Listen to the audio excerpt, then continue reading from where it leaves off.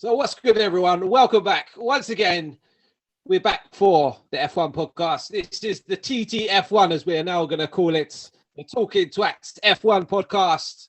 I'll be bringing it to you today. My name is Richie. We've got Big Matt in the house. We've got Noah. How are we doing, fellas?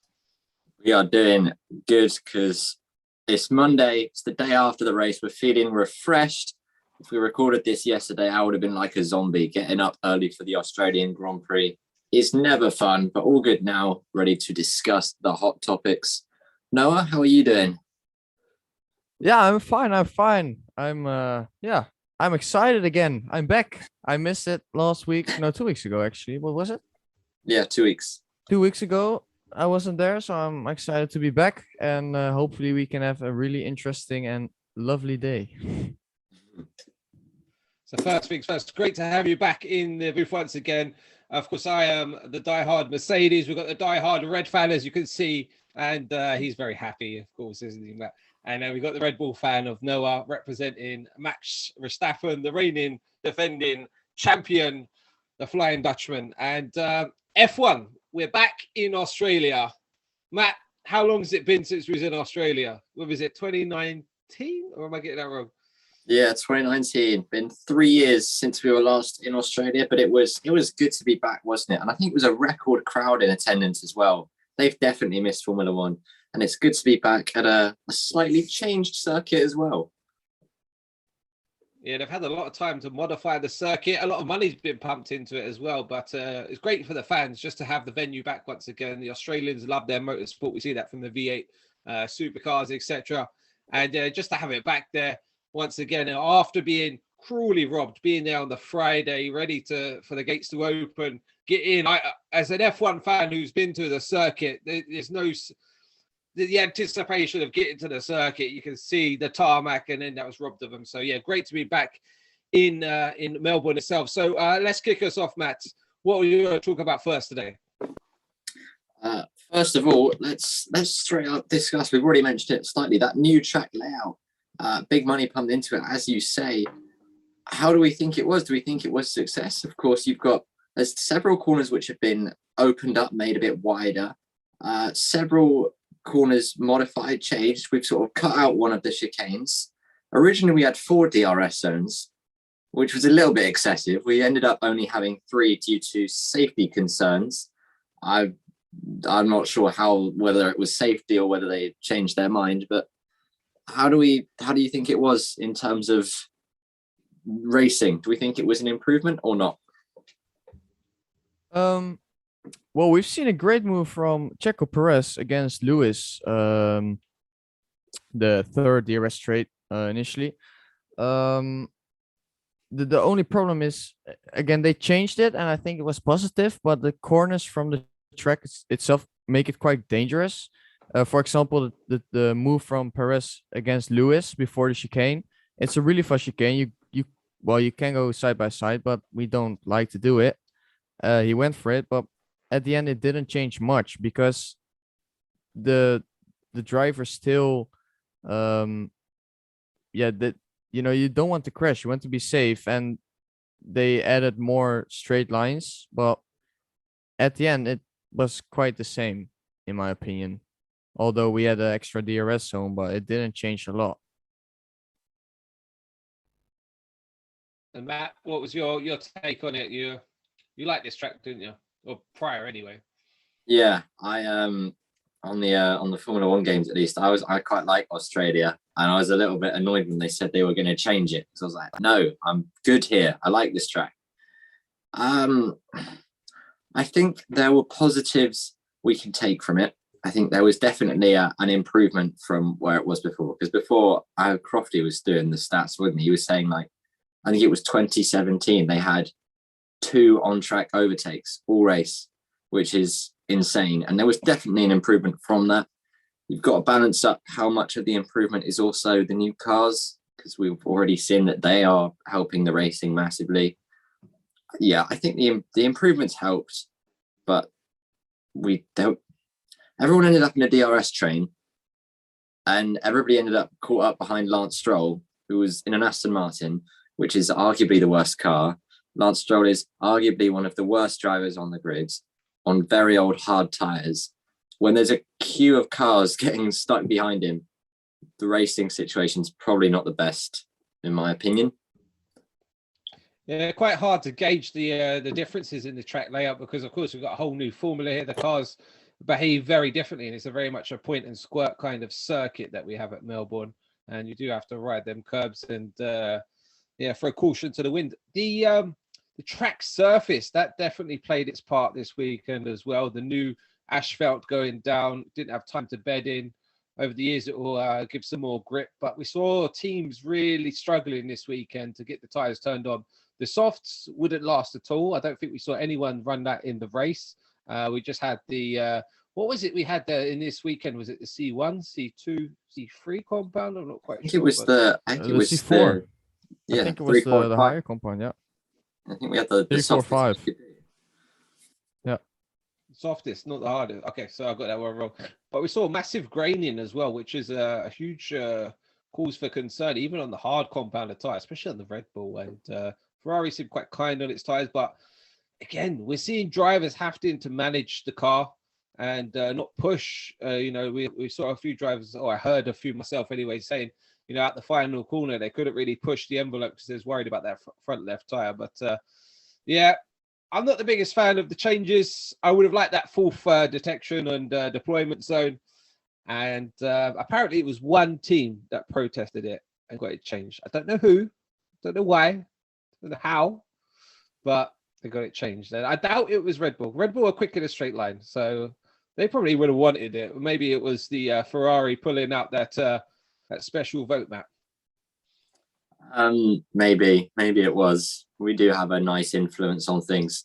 I think Alpine really wanted it because of the porpoising. Their car's like so settled compared to everybody else, and obviously when you've got the DRS open, you lose the load pushing down on the rear tires, which is what causes the porpoising, and that sort of keeps a car like a Mercedes, which is very up and down, more stable. You get rid of the DRS, and that causes a lot of issues down that straight. And we saw down that straight, Ferrari and Mercedes both porpoising crazily. Ferrari especially this weekend. That was slightly concerning. I haven't seen us bouncing that bad, but I worked out all right. We still won the race, didn't we? Let's go. Okay, so spoiler alert, yes to Ferrari, by the way. But the fact that Ferrari can get away with that level of porpoising, Noah, Mercedes somewhat are trying to use that as an excuse. Is it all down to porpoising, Mercedes' poor performance, do you reckon? Or is it a case of there's more underlying issues in that car? well, I think it's a bit more complicated because, as you said, we've seen multiple cars really porpoising quite hard. We saw Sainz doing it this race. I think Sainz was a bit worse than Leclerc. Leclerc also was porpoising quite a lot, but Sainz was heavier, especially in free practice 2 it was, or 3, I can't remember. He was also complaining about it, but we can still see like the straight line speed from that Ferrari is just it's really good. As well with the porpoising problem. So I think the lack of speed on a Mercedes is a bit more complicated. It might be more drag or just maybe a design fault. I don't know. But yeah, it's quite how do you say? It's quite funny to see actually, because Ferrari wasn't that bad in terms of porpoising at the start of the season, and now they changed a bit of stuff on the car. Now it's really heavy. So for example, we haven't seen that porpoising effect on the Red Bull yet. So we don't know, like we still can't make a decision on what's like making a problem. So we know Ferrari came with a new setup and a new package, but I don't know what's the problem still. Like the side pod isn't a thing because Mercedes is running the really small side pod. Ferrari has a huge side pod, and they're both experiencing that porpoising effect. So I don't know. Well, it'll be something that rattles on throughout the season. But the race, did it deliver, Matt? How would you rate the race as a whole out of 10 if I were to put you on the spot? And was it a classic? It most certainly was not a classic. It was very mid, a solid 5, maybe 4 for me. It didn't deliver. Was it worth getting up at 6 a.m. for? Yes. Yeah. If you're a diehard F1 fan like we are, Richie, yes. But yes. If not, probably not. There wasn't a lot of overtaking. There wasn't really that fight for the win like we've seen in the last couple of races. It was really Leclerc and Ferrari sort of just did their thing. I was a little bit more hopeful for the Fernando Alonso, Carlos Sainz comeback from 9th and 10th on the grid, but we didn't get to see that, unfortunately. So, yeah, not a solid race for me. Not good. Yeah, so spoiler alert, let's get into the start of the race. Let's talk about the opening sequences there. Of course, Charles Leclerc with an impressive pole position there, putting the car on the front row. Once again, the Ferrari showing it's got the 1 lap and the race pace to match it as well. Pulled it out the bag. He said he felt good. He said the lap felt great. And contrasting opinions, Noah, from the Red Bull garage. Max saying he was really struggling throughout the weekend. What was the kind of feedback he was talking about, and what struggles for Red Bull at the minute?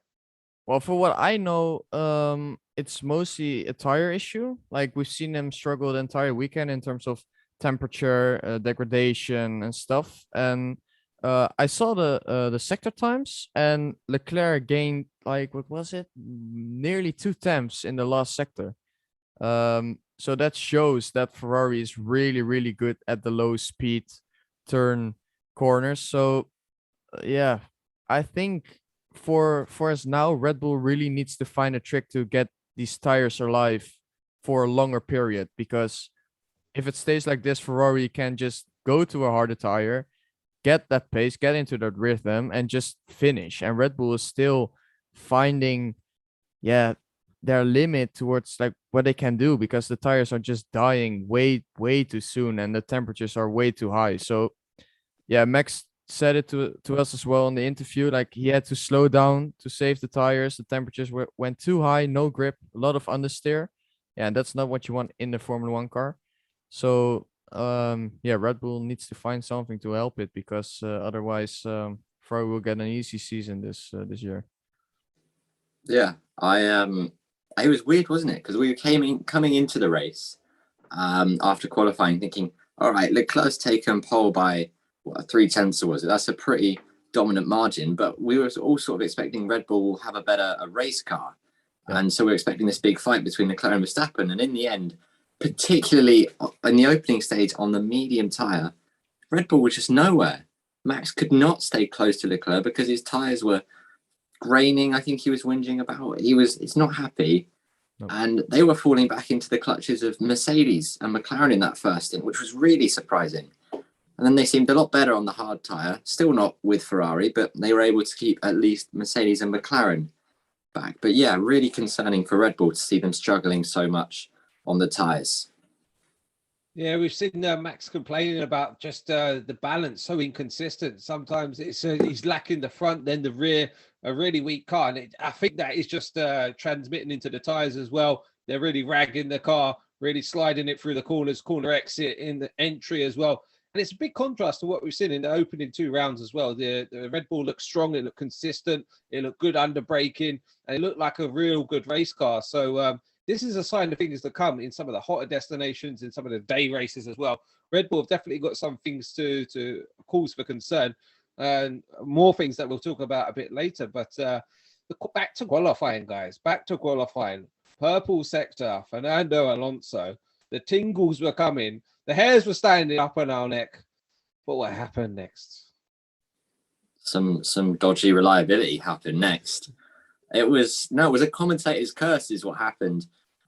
Noah, I don't know if you probably had Dutch commentary, so you wouldn't have gotten this, but flipping Martin Brundle's praising Fernando Alonso. He's like, oh, he's done a good sector 1, he's purple sector 2, he's flying, he's giving it everything.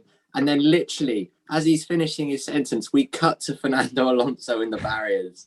It was honestly the most upsetting thing of my morning. Oh dear, oh dear. It was a hydraulic issue he was in the end, wasn't it? As he came into the corner, he couldn't get one of his downshifts And of course, that costs you a lot of engine braking, which the cars do quite heavily rely on, especially now with the hybrid systems, I think. So he just sort of slid off the track. It wasn't a big crash, but once he got into the gravel, there was no recovering it. Where was he going to be? I think there was potential, absolute minimum, top 4. I'm feeling there was a top 3 in that car. Yeah, I would have said the front row. What would you thought, Matt? Well, yeah. Honestly, I saw the sector times on Instagram. Second sector, nearly 2 tenths quicker compared to what was it, Max, and a 10th quicker than Charles. That's quite a lot. So I think he could have been P2, honestly, because Max's third sector was absolutely nowhere. So if it's up to me, I think it would have been a top 2, maybe. Yeah, maybe. We will never know. That is the most upsetting thing of the whole weekend. But qualify was a bit of a shambles, isn't it? Some of these drivers are looking like absolute rookies with this new formula. And do you know what? I'm absolutely loving it because it's really throwing like just so many curveballs. And we're seeing him just slide off the corner, just so helplessly understeering off into the gravel. And this old school track, these tracks bite, because there's no forgiveness. I mean, we had the Latifi incident with Stroll, which they are both a bunch of clowns. Yeah, the two Canadians just getting it wrong and miscommunication and a very expensive one, the cost cap environment. It was a terrible weekend. Let's just get into it. It's a terrible weekend for the Aston Martin team. It's been a terrible start to the season and Daddy Stroll must be remortgaging the team at this rate. Yeah, I agree. Terrible start for Aston Martin. Lance Stroll, not really sure what he was doing with the Latifi crash. The mechanics had literally just finished fixing his car from his FP3 crash, got him out on track, and was it on his outlap, like in the first sector, just Latifi lets him go. And I understand that, all right, Stroll's probably not expecting Latifi to then floor it and want to immediately come back past. However, if you're going to swerve across the track like he did, maybe just check in your mirrors that there isn't someone on your right before you do it. Like, they've all got driving licenses because you have to have one to get a super license. Rule number 1, check your mirrors. Yeah, mirror signal maneuver. But what else happened in qualifying? We had do we have another crash or something? We had 2 red flag incidents, didn't we? It was Alonso. Yeah. Was it Alonso? You had Alonso was the other one, and Albon had he caused a delay on his in-lap after Q1. Something broke. Fuel. Yeah, lack of fuel. There you go. Oh yeah, because he got disqualified, didn't he? Yeah, he got disqualified at the end because he ran out of fuel. Can't be doing that. Sebastian Vettel earlier in free practice as well. Had a little trip into the gravel, and then he also got told off, didn't he, for taking to the scooter and completing his lap on the moped, which you'd just love to see that. But let's get into the race. How do we do it? Should we do a race rundown in terms of drivers? Let's go front to back. Matt, have you got the classification? I hope you have, because I haven't. We'll bring it up. We will quickly go through everyone. Would you want to do it from first to last or last to first? Last to first. Let's save the best till last, shall we, Matt? Last to first. We will go through and rate everybody's performances. Last of all, first DNF of the afternoon, Carlos Sainz. What could have been? What could have been with Ferrari so strong if he just got on the lap in qualifying? Missed opportunity. And if you're in a title fight, can't be missing big opportunities for big points like that. It's a 4 out of 10 for me. Noah? Well, he went for it. His tires were absolutely nowhere. We saw that oversteer everywhere on the hard tires. Pushed too hard. Yeah, all around weekend quite bad. So 4 out of 10 as well for Sainz. poor weekend. All started off in qualifying. He was 1 second away from that red flag of getting his banker lap time in, which really cost him. He then went out. Well, he got delayed going out by about 3 minutes. He had to change the steering wheel. I think in qualifying, he had some issues on the car, which delayed him going out. Also, before the race start as well, on the formation lap, they had to change the steering wheel again, which meant they had all the settings in the wrong configuration. So we had anti-stall off the line for the formation lap, as well as the start as well, which lost him time, as well as being on the hard compounded tire. Now, I don't understand why Ferrari had to risk it. Just put him on a racy tire. He's going to be quick off the start. He's got a good package, and we know we're all like sim racers here. Yeah, we know the alternate track is very risky around Melbourne because the chances of an early safety car are extremely high, and we saw that today. Like, he caused it, of course, but it was too risky. That hard tire takes way too long to fire up. He was going back positions. He raced too hard. I feel it was very harsh from him this weekend. I think the team got the strategy wrong. I would give him a 6 out of 10 personally. Yeah, I think that with hindsight, the hard tire was clearly not the right choice of start tire. Didn't work out for him at all. Couldn't get the temperature. Got a bad start. Tried to put a move on one of the Hasses, fell further backwards. Tried to put a move on somebody else, spun off and crashed. Got himself beached. Game over. Sainz, Muppet. What are you doing, son? Moving on to someone else who made themselves look like a bit of a Muppet this weekend. Sebastian Vettel. Not a good weekend for him. We'll give him a little bit of slack because hasn't driven the car since testing. Did have some reliability in FP1, which meant he couldn't get out in FP2 either. Then did crash it in FP3, trying to get as much running as he can. So he came into the race with probably, I'd say, 20 laps or so of running for the weekend. And then the race was a bit of a shit show for him, really, as you'd kind of expect. But he slid off into the gravel once and then he crashed. So not good. It's another 4 out of 10, 3 out of 10 for me. Yeah, I kind of agree. Yeah, I agree with that. I'll give him a 3 out of 10 purely because he tried. He tried to do something. I mean, the team is absolutely nowhere. The car is not where it wants to be. He tried, did a few laps, and he went for it. Didn't go well. So a 3 out of 10 for Sub. I'd agree with it. Of course, he's had a lack of running. This is his first race of the season. He had limited practice as well. It's very harsh. The pressure's coming down on him. The multiple world champion, 4-time champion. It's not looking good, is it, Matt? I could see him sailing off into the sunset very, very soon.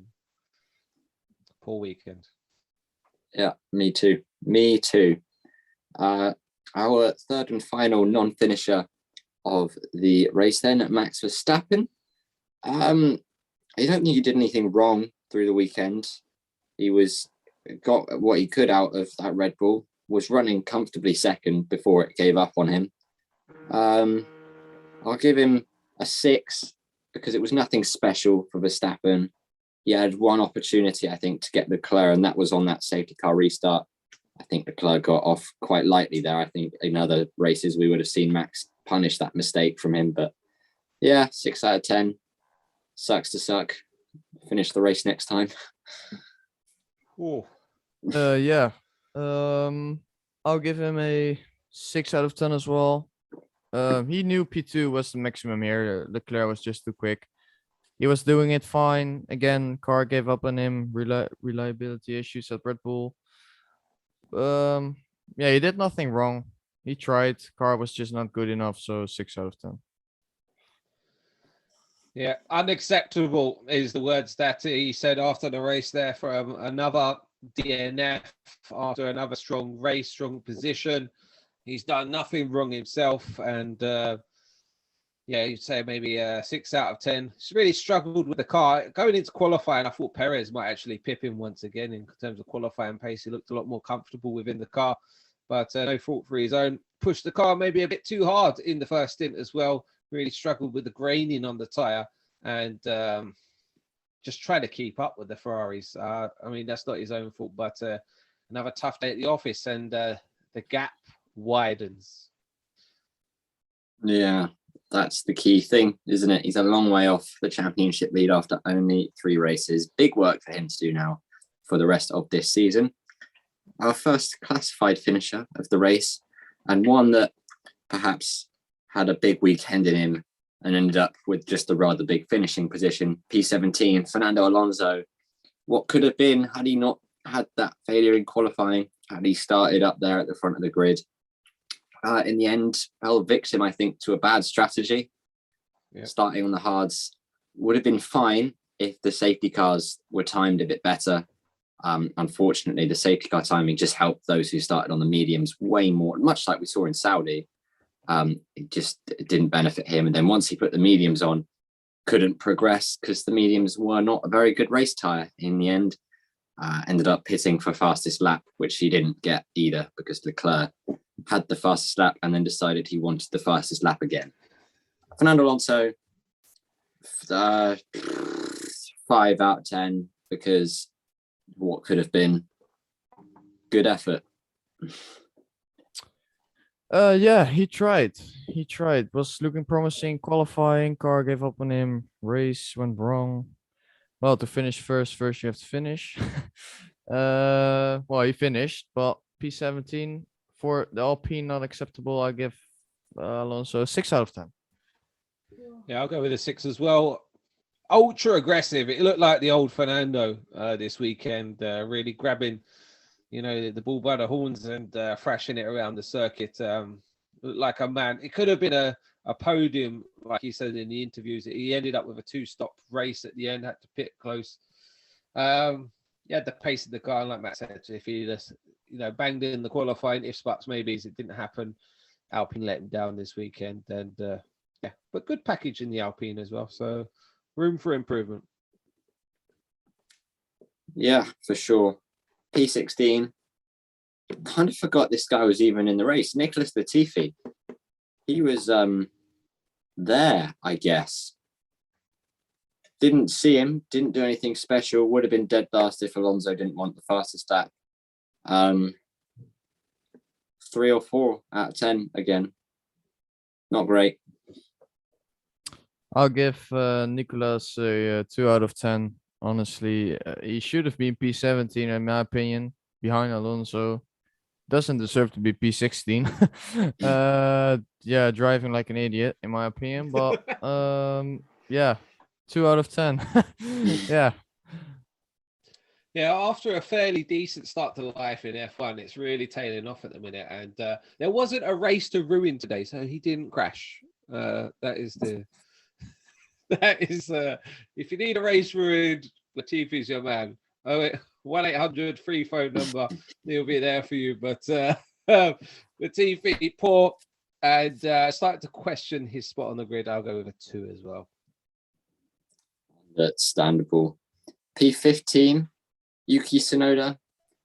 Don't know how he ended up there because, again, I don't really remember much of his race. Kind of forgot he was in it. It's a bit hard to rate him because, again, I got no idea where he was. Nothing remarkable. 4 out of 10, Yuki Tsunoda. Do something special next time. Yeah, I agree with Matt. 4 out of 10. Didn't see anything from him as well. Driving in AlphaTauri, you expect him to be at least top 11, top 10. So yeah, 4 out of 10. I mean, the AlphaTauri does look like the most pleasant car to drive this season. It does look a bit of a handful. Pierre Gasly putting him to shame once again. But the fact he didn't crash the car, that's why my score is a bit higher. I'll go with a 4. Yeah, fair enough. Moving on, P14, the first of our 2 Haas drivers, Kevin Magnussen. Again, starting on the hard tyre. Evidently not the strategy to be on. Ended up P14 behind his teammate. I thought he was ahead of his teammate. Maybe, I don't know what happened there. Maybe he made a mistake or something. Not a fabulous weekend for Haas after their storming start to the season. Would like to hopefully see them back on form in a couple of weeks' time in Imola. I will throw out there a 5 out of 10 for him because I saw him on TV a couple times. So he's already better than Tsunoda for that. Yeah, good reasons. Yeah, the house wasn't that great this weekend. Well, at least not like the first two races. Yeah, P14 behind his teammate.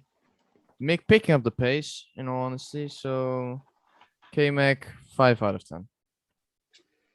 Yeah, poor weekend for K-Mag. Got out qualified and out raced by Mick Schumacher. I mean, was that a poor K-Mag? I mean, the Haas didn't look half as great as it's been in the opening rounds. And is it other people turning it on? Is it them not turning it on?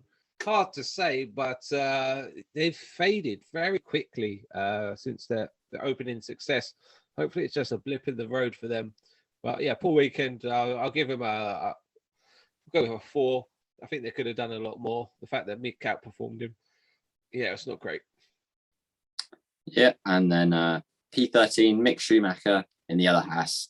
5 out of 10 from me. Made some mistakes, but he beat his teammate. Fair enough. Yeah, Mick. Well, he finished in front of K-Mac, so that's something. He is picking up the pace, maturing a lot. I'll give him a 5 out of 10. I'll be a bit more generous. I was thinking a 7. I'll go with a 6 then. I'll meet you halfway. I think the fact that he out-qualified and outperformed K-Mag, who we know what qualities he has as well. Remember, this is a great track for K-Mag. The scene of his podium on his opening race, was it, Matt? I think. Yeah, it's a great feel-good factor for K-Mag. But yeah, good performance for Mick. I'm happy for him that he's outperformed his teammate. That'll give him a little incentive going into the next race. Cool. Moving on, P12, Lance Stroll. Mr. Lance Stroll. First of all, you crashed into the TP in qualifying, and that's immediately dropping your rating quite low. Also, in the race, they put him on an interesting strategy, keeping him out on the hard tyres for as long as possible, trying to get to the end.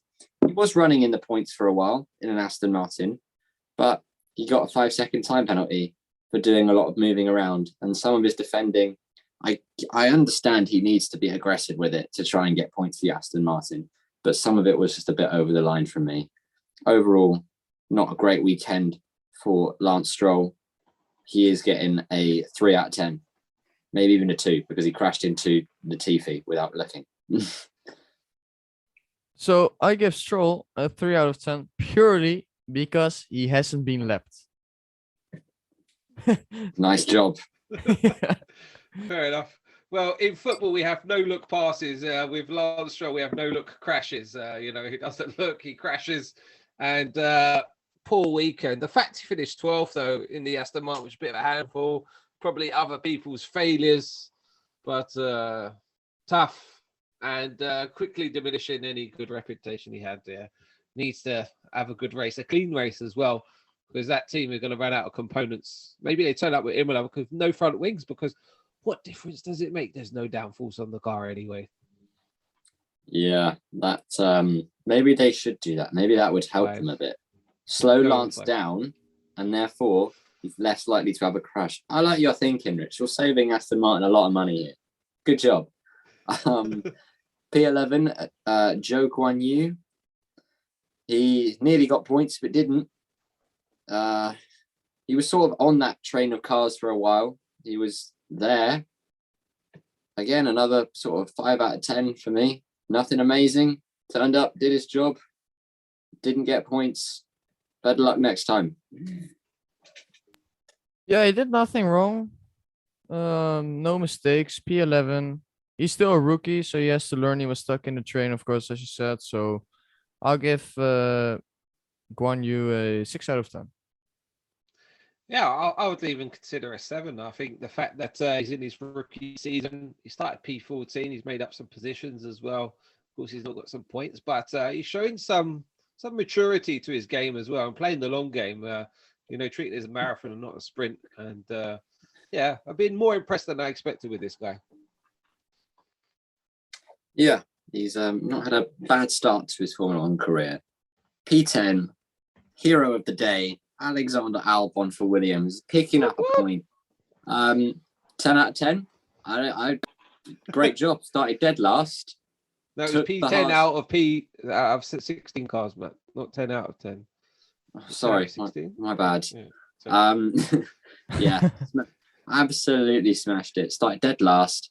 Took the hard tyres for the 57 out of 58 laps, and came away with a point. Fabulous work, Alex. Great stuff. Yeah, tire management was epic. 57 laps on hard tires in a Williams. That's really impressive. Yeah, made one stop, ended up P10. No, he was P11 actually. He was P11, right? Made a move on Guangzhou or not? They came out very close on the pit exit. I think Joe was about to get the run on him and then drop the back end. So Albon came out just in front. Okay. Well, nevertheless, Alexander, 10 out of 10. yeah, I'll go with an 8 out of 10. I mean, it's a good performance from this weekend. Some things went his way, the Max Verstappen's, the other people and stuff like that. But yeah, you got to feel good for this kid, you know, like he's had it tough, jumping in, losing his seat, coming back into the Formula. Williams not looking the best car to drive, but great strategy. And he said he felt like he was doing qualifying lap after qualifying lap on that set of tyres, which, you know, he done the whole bloody race on them. So credit where it's due. He didn't bottle it as well, did he, Matt? Like the Ferrari driver on the hard tyre in the opening stint. He just kept it cool, calculated, and yeah, great drive from Alex. That's why he deserves a 10 out of 10, Rich. Okay, well, I'll agree with you then. No negative points. You only gave us positive points. Come on. The negative was other people didn't finish, but okay, we'll go with May that. give him the talking twats Grand Slam. Come on. Okay. He has the accreditation, the Grand Slam twice. Okay, there you go. Oh, lovely stuff. P9, just 3 seconds ahead of Alex Albon in a Williams. Pierre Gasly for AlphaTauri. AlphaTauri don't look good this year, do they? They look to be struggling quite a lot. He did a fair bit better than Tsunoda, so 6 out of 10, maybe a 7, because he definitely got the most out of that car. Did what he could, but he'd definitely be hoping for more than 9th. Yeah, should be better than 9th. He tried though, was an okay race. No silly mistakes or anything. Quite boring, honestly. I'll give him a 6 out of 10. Yeah, I'll go with this. I'll go with a 7. I think that he done the best with the package he could and kept it on the black stuff. Yeah, good job from Gasly. Well, we got high standards of this guy now. Indeed, we do. P8 points for Alfa Romeo then. Valtteri Bottas.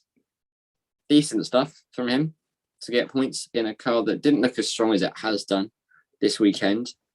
I'll give him a 7 out of 10. Nicely done. 4 points in the bag. Great work.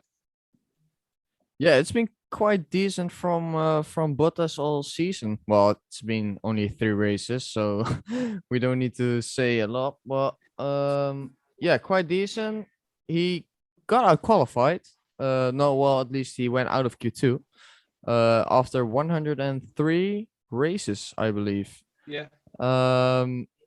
So that's a deduction. So I'll give Valtteri a 7 out of 10. Yeah, good performance from him. Really extracting the most out of the car. What a car it is as well, the Alfa Romeo. A great concept. Great to see them up there. I thought they would be at the back of the pack of our pre-season predictions, but great to see them up there. Lovely looking car as well. And credit where it's due to Bottas. A good 7 out of 10 for me. Stuff, Valtteri. P7, Esteban Ocon. Alpine looked strong this weekend. Ocon didn't. Maybe Alonso was just on some insane form this weekend because Ocon just couldn't match it. P7 though, still good points. 6 in the bag for him. Did obviously benefit a bit from Verstappen not finishing, but not a terrible job. I will give him a 6 out of 10 because I don't think he got the most out of that car. Yeah, I agree. I think Ocon got P7 purely because of the car. I think the car gave him that P7 and not himself. Not strong enough. But he finished P7, so he did it. I'll give Ocon, yeah, as well 6 out of 10. Yeah, 6 out of 10. I mean, he could have done a hell of a lot more. I think even Alonso said that they had a quicker package this weekend than Mercedes and McLaren put together, just showing what kind of fight they should have been in for. So maybe even a 5 out of 10. But yeah, it was tricky because we can't tell. Because if Alonso had finished, we would have a good yardstick to judge him by. But car's looking good, and it's not pink anymore, so even better. Yeah, I don't know, to be fair. I think the way that it's still got some pink on it, some pink on it, which just looks out of place now. At least when it was all pink, it kind of all blended together. Anyway, P6, wowzers, home favourite, Dan the Man. Are McLaren back, or is the track just suited their car? I don't know. I think Lando said that they haven't really changed a lot. They changed the track and now the car works. But P6, 8 points in the bag in front of the home fans. Solid job. I would say 7 out of 10. He didn't beat Lando, but he did a good job. Nicely done. Yeah, Daniel, only 4 times behind Lando, so that's an improvement compared to last season and last few races. P6 in front of his home crowd, indeed.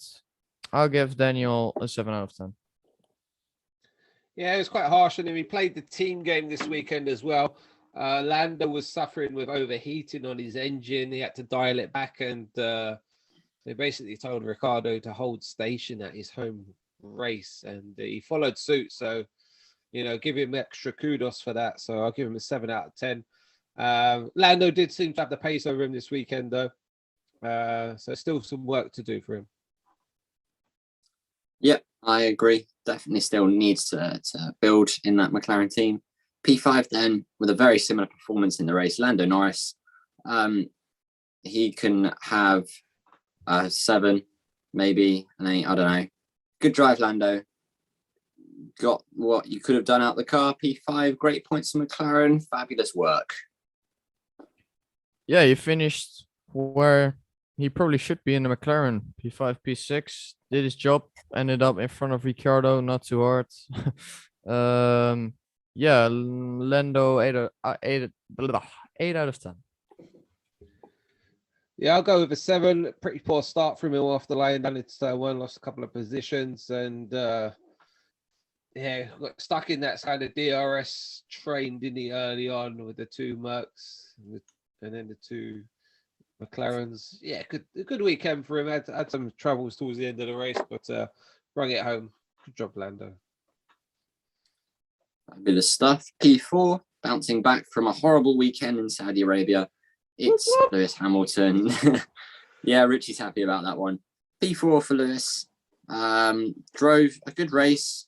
Didn't beat George, but that was mainly because of the timing of one of the safety cars that played massively into George's hands. Yeah, he got a good start as well. He was up to 3rd, wasn't he? Lovely stuff, Lewis. Decent little fight with Checo. 7, 8 out of 10. I don't think he could have done any better than that. Rich, go for it. Give me a few seconds. Lights out of the way we go down to turn 1. And Lewis Hamilton down the outside into turn 1. He gets ahead of Sergio Perez and ahead of Lando Norris down into turn 1. What a start it was for the champ. And he was absolutely flying. Good tyre management as well throughout the race, I thought, from him. He played the long game. He knew what to do with the car. Really turned the corner as well in terms of setup on that car. It's still the same car that was seen struggling in the first 2 rounds. And proud of the champ because he let Perez went. Okay, Perez had the pace early on, but he just managed the long game in that first stint. Come back towards Perez. Perez boxed. Then Lewis boxed. And then the safety car come. And yeah, he couldn't do much about that and lost out. Against another Mercedes engine suffering with overheating towards the end of the race, had to manage temps. Was that just Mercedes telling him to slow down and not overtake George? I don't know. But yes, good 8 out of 10 for the 7-time champ. Okay. Yeah, well, I haven't watched Lewis a lot this weekend, so I can't judge on that. Okay. He finished P4. That's good for the Mercedes. Yeah, well, we all know Lewis. He's always trying his best, and it is what it is. So Lewis, 7 out of 10, 8 out of 10. Yeah, fair enough. P3 on the podium, George Russell, and second in the championship now. Somehow, how that's happened, I don't know. Well, I do know. It's because Perez has had a DNF, Sainz has had a DNF, Verstappen's had 2 DNFs, George Russell's finished every race. That's how he's second in the championship. Fair play to him today. I'll give him the same rating as Lewis. I can't remember if I said 7 or 8. I think I might have said both. They had about the same sort of performance, didn't they? 7 or 8 out of 10 for George. Yeah, I'll give George 8 out of 10. Doing a good job. He's learning the car, and well, yeah, P3. That's good. You're in front of Lewis. So 8 out of 10 for Russell. Yeah, what a weekend for Russell. I mean, he finishes ahead of Lewis Hamilton. They had to hold him off. Got there not on absolute merit, but again, was he playing the team game in that opening stint? He was close to Lewis for a long period and then slipped away as the tyre deck set in. But his first credible podium as well in F1. Okay, yeah, let's give him that as well. The first time he deserved to be up there, and really glad to see that talent rising. A cool head on his shoulders. He'll play the long game. I put him down as my drivers' champion this year. And with this kind of consistent performances, I can see him doing something big as well up against Lewis. And well done, George. Good job, mate. Great stuff, George. Very, very happy. P2, Sergio Perez, the only Red Bull to finish the race. Suffering early on the mediums. That was definitely a Red Bull issue, but as soon as he was out on the hards, doing well. Put a nice move on Lewis. Put a nice move on Russell. P2. Very cool. You can have a solid, again, 7 or 8 out of 10. You did a nice job. Got what you should have done out of the car. Yeah. Well, he has to step up his game. Red Bull has to step up their game. Still P2 did his job. Perez, 7 out of 10. I'll go over 6. I felt there was a lot more pace within Perez himself in terms of qualification. I did expect him to jump ahead of Max in the classifications there. In the race, a bit ragged at times. Didn't manage the tyres too well, and that is his forte, isn't it? We've seen it over seasons gone by, how cool he is with the tyres. And even struggling towards the end of the race, hopping across the grass at some point as well. It could have been more, but P2 is probably the best over the weekend, but a bit ragged from him. That's why I went with a 6. I hold him quite highly this year. I think this formula of car is going to suit Perez very well, and you'll see him really pushing Max as well to the limit throughout the season. But yeah, Perez impressing me so far. Fair enough. And the one driver left, Charles Leclerc, pole position, won the race, fastest lap, led every lap in the process. What more could you ask? That's an 11 out of 10 if we could do that. So well done. Yeah, I have nothing to add, honestly. He did nothing wrong. Car was great. He was great. Ferrari doing a great job. I think he's feeling good as well in the team, just like last year. He has Sainz in the pocket so far, so 10 out of 10. Yeah, absolute 10 out of 10. First Grand Slam for Charles Leclerc. He loves to convert these pole positions and really command from the front. And yeah, it wasn't all easy in that opening stint. The restarts as well, he got a bit wide on one of them, out onto the marbles. Max Verstappen really tested him and broke late down towards turn 1. But yeah, he had the pace in the bag. We saw that on the final lap where he just popped it in there. Fastest lap of the race on the hard compound. That Ferrari is looking absolutely insane. Carlos Sainz, have a look at yourself, lad, because if this guy can do it, you need to get enough, because this is a chap in the making. I would love to see him do it all the way. Yeah, great job from Ferrari. Yeah, absolutely. Solid work for him this weekend. Let's take a moment to talk about Ferrari for a moment. Solid weekend on one side of the garage. very unsolid weekend on the other side of the garage. Last year Sainz was pretty on it, and he did finish ahead of Leclerc in the standings on points. I know Leclerc got a bit unlucky last year. He got taken out in Hungary, didn't get to start from pole in Monaco. He did lose some big points in both of those races, but Sainz at the start of this year couldn't match Leclerc in Bahrain, couldn't match Leclerc in Saudi, and I feel he could have maybe matched Leclerc this weekend, but didn't, because he didn't get a lap in quali and then crashed. So that's slightly worrying from Sainz for me. Yeah, well, Leclerc clearly feels great in the car and in the team, and Sainz, well, he said it to us as well in the interviews. Like he's still searching the limits. You know, he hasn't. Last year and well, a few years ago in McLaren, we saw it in McLaren. We saw it in Renault.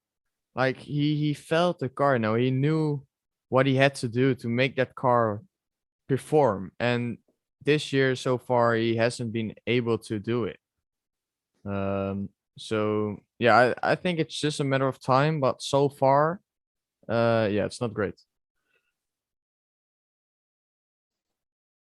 Yeah, a lot of work to do. Ferrari though, looking ultra strong. You just got to get a handle in it. Anytime that car looks to be in a position of winning a race, it's Charles Leclerc that's there. We've seen it with other teammates in the past as well, and he just pulls it out of the bag. He's just got that extra bit in him, and we saw that in F2 when he's fighting at the front of the grid. He just elevates his game to another level. He's just got that instinct to push that bit harder, to extract that bit more out the car.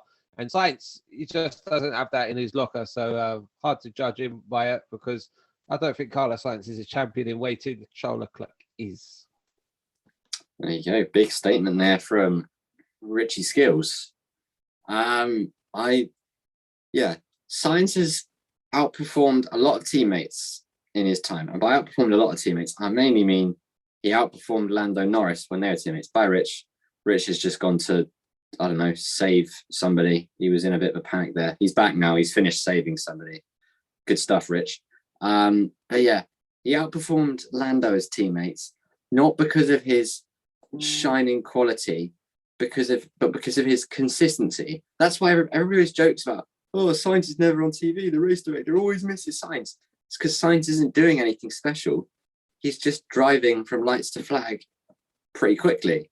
He's not crashing. He's good to his tyres. He gets it done. Is that enough to win a world championship, though? I'm not sure, because we're now only 3 races into this year, and he is 38 points behind his teammate. And there's no reliability in that. That's not one's had a car for Eddie, the other hasn't. That is a pure, he is that far behind.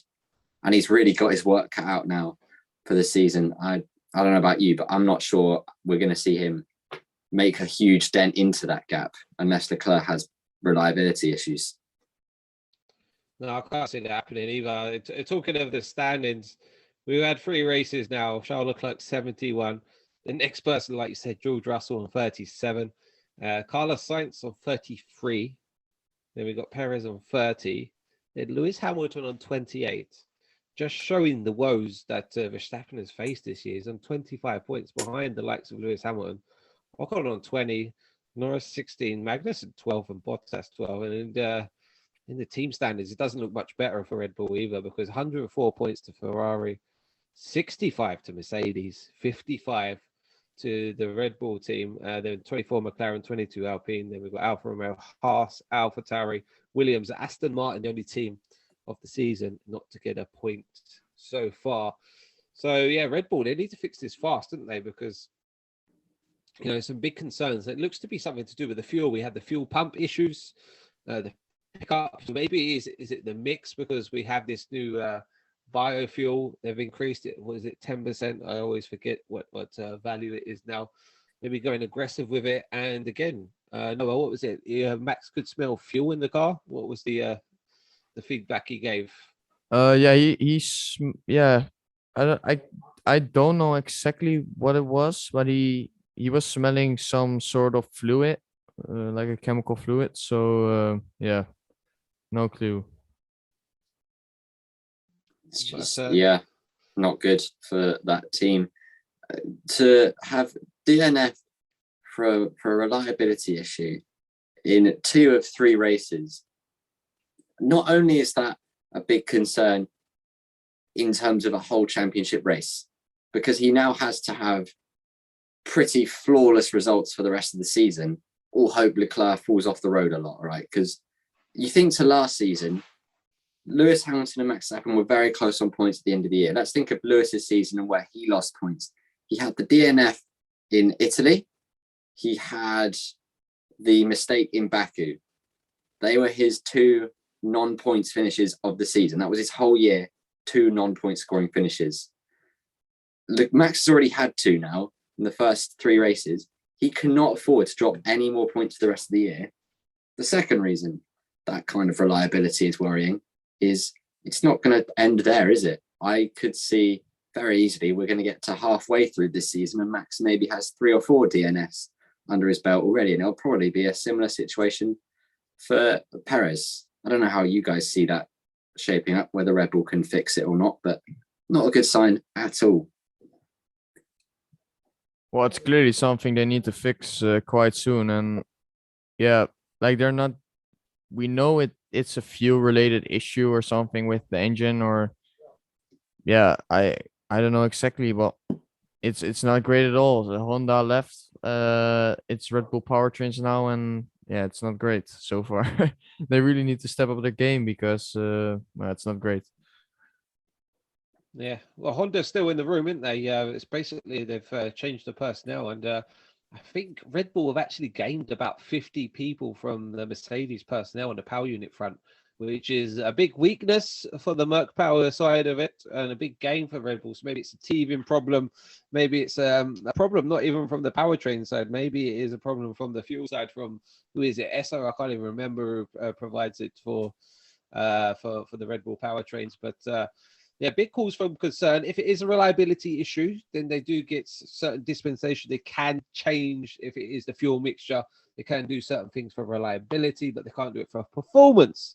So is it just the master plan and they will bring a new spec of engine and be 1 second a lap quicker? I doubt it very much, but yeah, concerning times for them. I think he already switched the power unit as well this season. So let's hope that it's not going to be another set of components out of the Red Bull pool, because in this cost cap environment, Matt, I was thinking about this. Are we going to see teams go over budget towards the end of the year? We're 3 races in. We've had a lot of damages. We've had a lot of DNFs.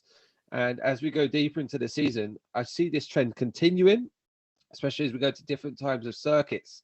And what are going to be the repercussions if they do exceed this cost cap? The short answer, Richard, is I don't know. That's I why really I'm do not asking know. you. I have got no idea. I don't know if we will see anybody go over it. I think the part of me that's saying that is because, of course, there were several teams that weren't operating at the budget cap anyway. And so part of me saying, well, why would they go over it now? But I don't know. I would think not. I mean, what happens? Oh, I don't know. I don't know what happens if you go over the budget cap. It's got to be a pretty hefty penalty. Like, I'd say that's A keep sporting you out of the penalty. season worthy, isn't it? That's It's to got go to over be the a budget. points deduction or something similar, surely.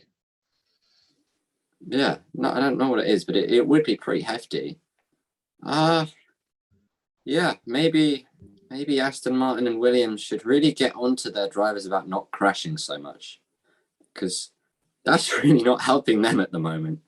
We've already seen it with Haas, not letting Mick Schumacher back out on track because they was worried about just having the components for this upcoming race itself. So, yeah, we're going to have to be super careful, super tight. And talking of the races coming up, we have the home of Ferrari. No, it's not Monza. Where are we going, Matt? We're going back to everybody's favorite tight and technical circuit. It's Imola, of course.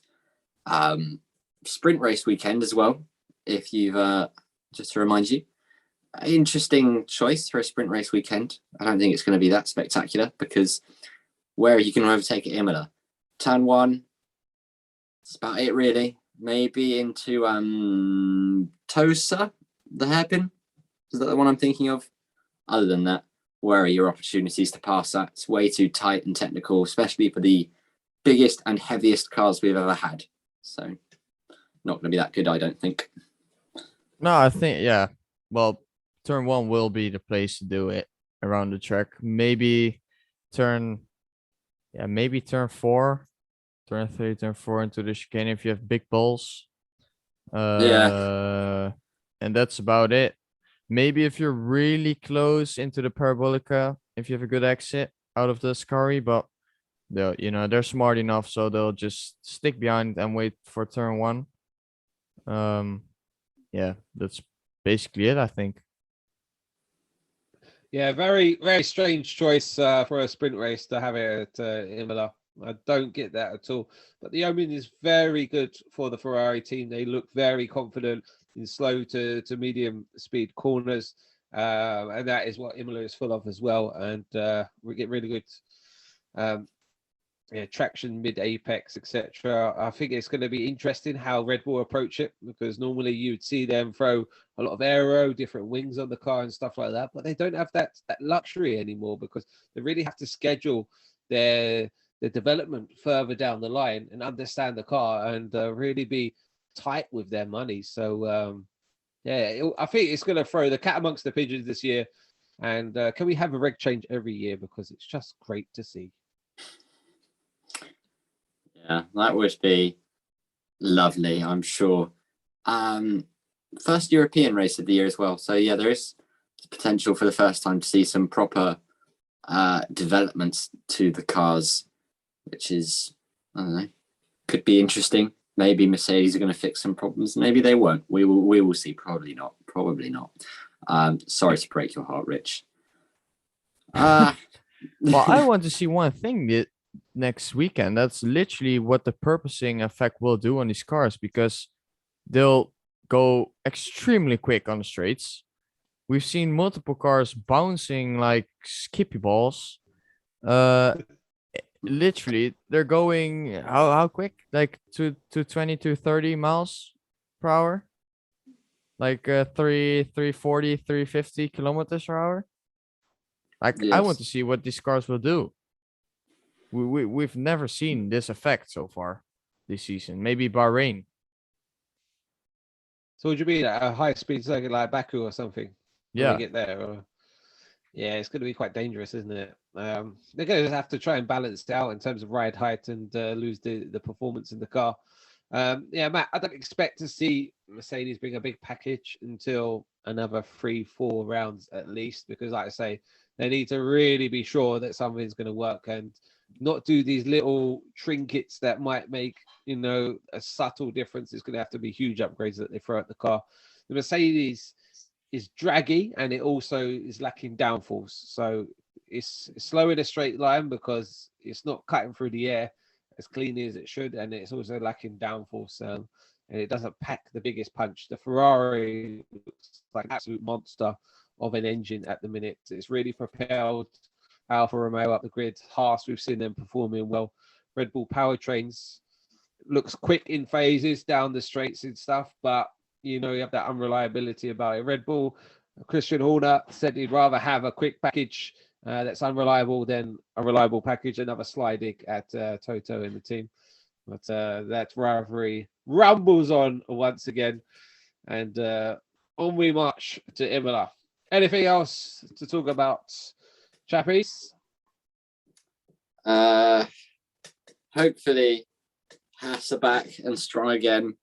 Hopefully it wasn't a one-off for Fernando. Hopefully he's strong. I wonder. It's a bit interesting, isn't it? How different cars are performing so differently at different circuits. I'm thinking with McLaren especially, because Lando said they've not changed anything on that car. It's the same car that was in Bahrain.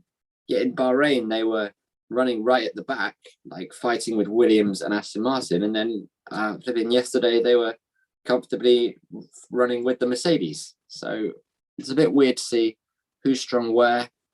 I think it's a it's the first time this year we've gone to a properly tight technical circuit. I think Australia used to be like that, but they've opened it up a bit now, so it's a little bit better than Imola.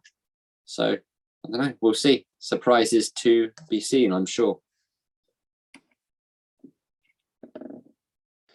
Yeah, all we watch. The FIA come out with a statement.